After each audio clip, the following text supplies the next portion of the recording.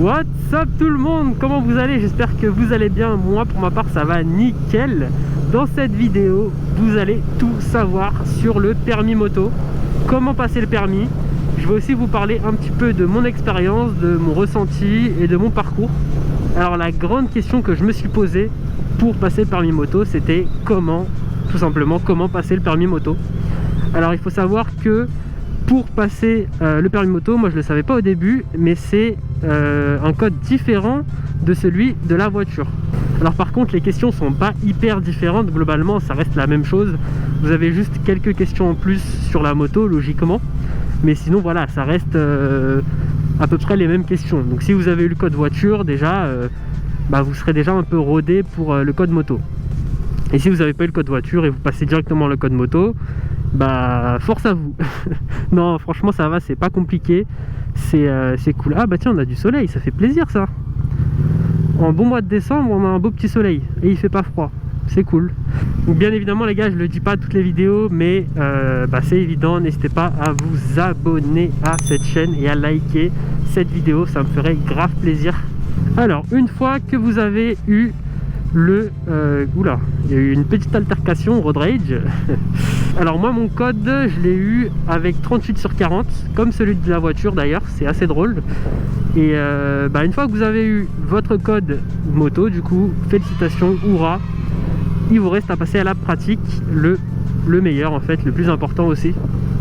Donc pour ça vous inscrivez à une auto-école. Moi je me suis inscrit à une auto-école qui s'appelle Lucky Permis, je sais pas si vous connaissez, c'est du côté de Melun, Volpénil. Donc franchement c'était une bonne auto-école, je vous la conseille, je vous la recommande. Voilà, on fait un petit instant pub, c'est gratuit. La première épreuve c'est le plateau, c'est un petit peu la bête noire des motards en fait, des apprentis motards. C'est tout simplement un parcours avec des plots, des passages, etc. qu'on doit réaliser. Voilà, donc il y a plusieurs étapes, il y a le lent, il y a les slaloms, il y a l'évitement. Voilà, il y a plusieurs étapes. De toute façon je pense que vous y connaissez un petit peu, vous avez peut-être déjà regardé des vidéos sur YouTube, etc. Donc le plateau, voilà, c'est le plus chiant. Moi il faut savoir que je l'ai passé, je l'ai eu du premier coup. Voilà, je crois que le taux de réussite est à peu près de 55% si je dis pas de conneries, donc je trouve assez bas. Donc voilà, je l'ai eu du premier coup. Alors par contre il faut savoir que j'ai failli le rater. Premier essai, j'y vais, je suis serein, pas trop de stress, un peu mais pas trop. Donc j'y vais, c'est parti, je fais la petite poussette devant l'examinatrice. Ok, ça se passe très bien, elle me dit allez-y, vous avez 3 pieds. Je monte sur la moto et là je fais le lent. Donc je fais le lent, etc. tranquillement, j'avance, et là je me mets à caler à la fin de la dernière porte. Oh, les gars, j'ai calé, la moto elle s'est arrêtée. Je suis pas tombé heureusement, mais la moto s'est arrêtée. Ça veut dire que c'était pas valide, l'essai numéro 1 n'était pas validé. Heureusement qu'il me restait le deuxième essai. Voilà, donc à ce moment là je me suis dit c'est la merde. Franchement c'est la merde. J'ai eu un gros coup de mou à ce moment là. Quand je vous dis un gros coup de mou, c'était vraiment indescriptible. J'étais dans la tête dans le guidon quoi, et c'est le cas de le dire. Donc le deuxième essai arrive. Là je me dis mec, t'as plus le droit à l'erreur, c'est soit tu le réussis ou t'es dans la merde, parce qu'en plus les dates pour avoir une place c'était vraiment la galère. Donc là je me positionne sur la moto, je fais le lent. Cette fois-ci je fais tout bien, heureusement je fais tout bien, le lent parfait, le demi-tour arrêté parfait, les demi-tours, tout, franchement tout nickel. Je vais toujours me rappeler de ça à la fin. Après le demi-tour passager, on a le slalom je crois, et après il y a l'évitement. J'ai fait le slalom et après je me souviens à l'évitement, je me vois encore sur la moto en face des plots. Il y a mon moniteur en face de moi qui me donne la technique, qui me fait un petit signe, allez, et là boum, l'évitement, je donne tout ce que j'ai, je pousse le guidon bien comme il faut et ça passe les gars, et j'ai eu mon plateau.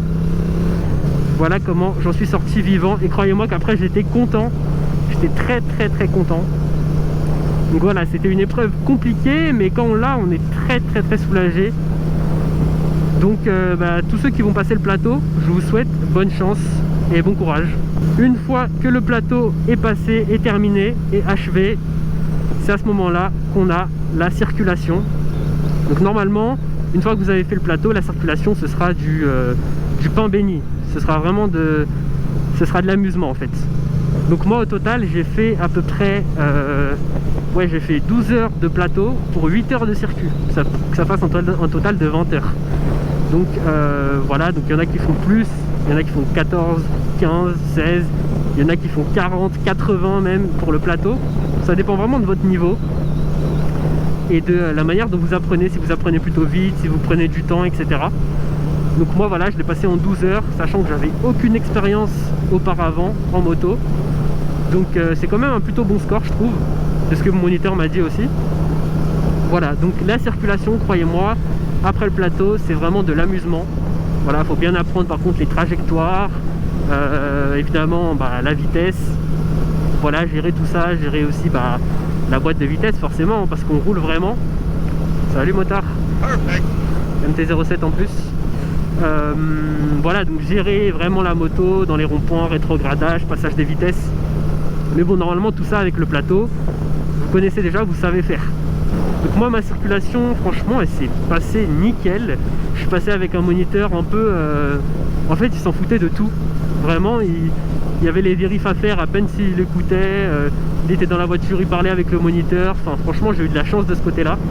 Mais bon, je me dis que si c'était un autre moniteur, j'aurais fait la même chose et ce serait passé. Donc voilà, focalisez-vous pas sur le moniteur, vraiment. Focalisez-vous sur votre conduite. Et le reste, ça va aller tout seul, mais vraiment tout seul. Voilà, donc je vais vous afficher mes résultats avec les différentes dates, que vous voyez un petit peu les résultats que j'ai eu. Surtout que je l'avais passé pendant la période où il pleuvait, il faisait froid.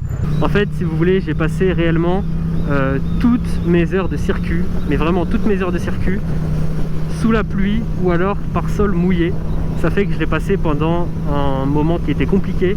Donc si vous hésitez à passer votre moto, salut motard, si vous hésitez à passer votre permis moto là pendant cette période, allez-y franchement, parce que certes il fait froid, il peut pleuvoir, bon la neige c'est compliqué, mais si vous le passez pendant une période compliquée, après le reste ce sera que plus facile en fait.